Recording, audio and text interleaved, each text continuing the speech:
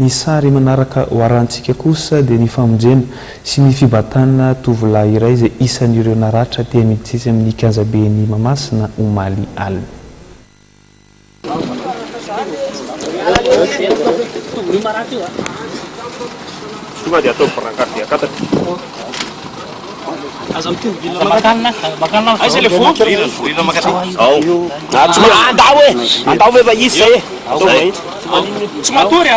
Dia